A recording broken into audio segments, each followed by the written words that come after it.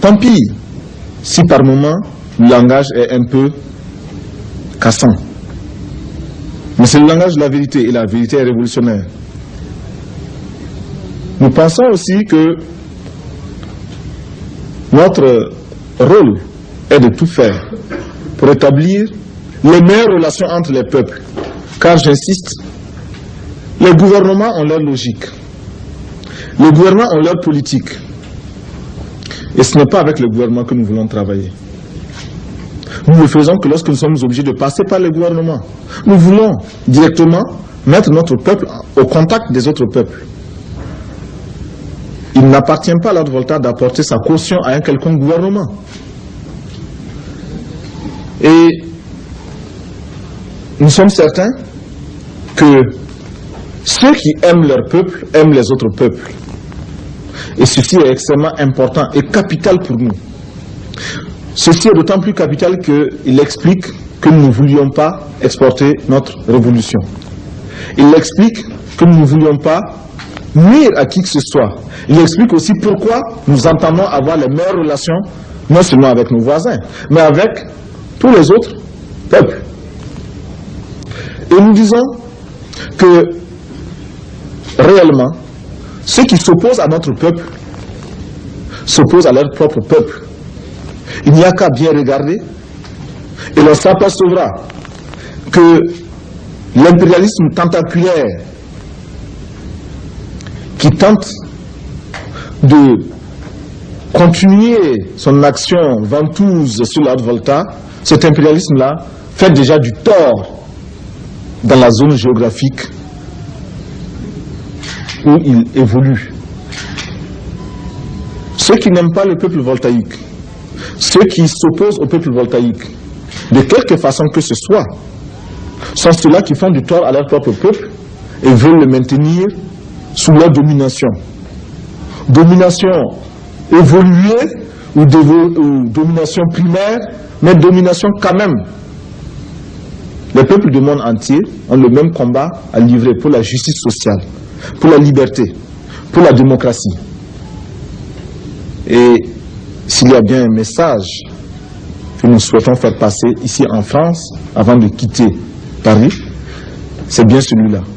Le peuple français peut trouver un peuple voltaïque, un peuple ami, un peuple qui combat les mêmes ennemis que lui.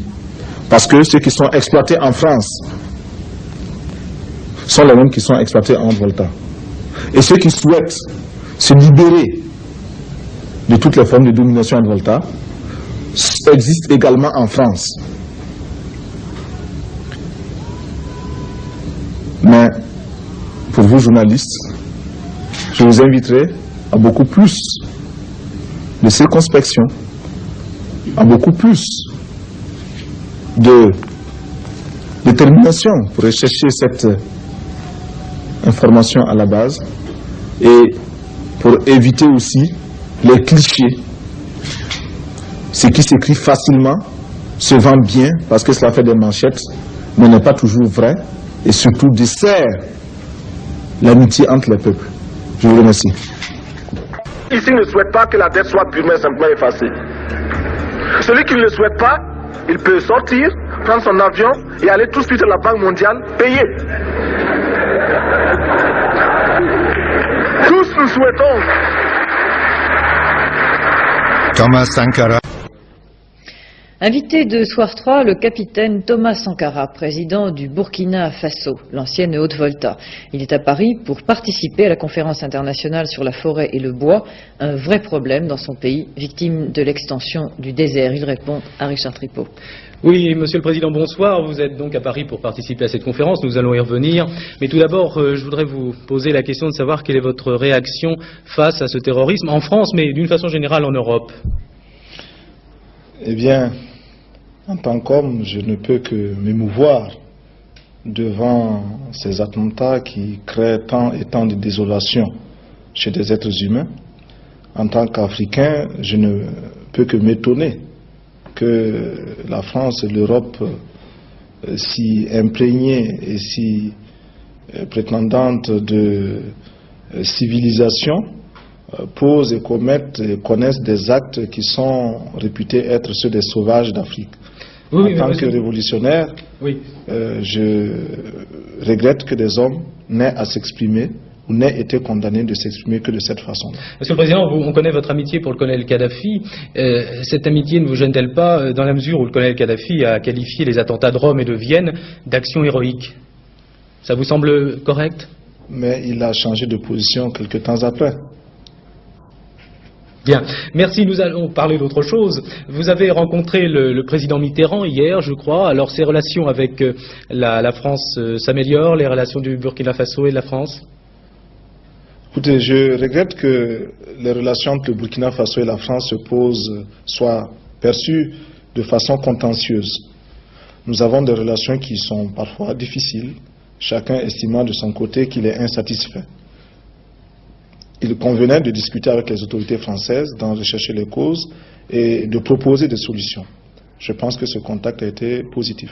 Mais vous n'avez pas l'impression que quelquefois vous êtes mal entendu à Paris dans la mesure où vous souhaitez de l'aide, bien sûr, mais quelquefois aussi d'une façon un peu difficile, car vous n'hésitez pas à qualifier la France d'impérialiste parfois.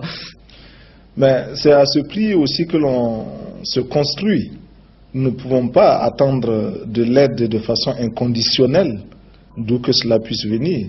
Et le minimum d'indépendance de pensée, indépendance d'action, indépendance politique, se réalise par le devoir de dire aussi ce que nous pensons, de l'aide d'où qu'elle vienne. Et vous pensez que ces relations vont s'améliorer encore dans les mois à venir?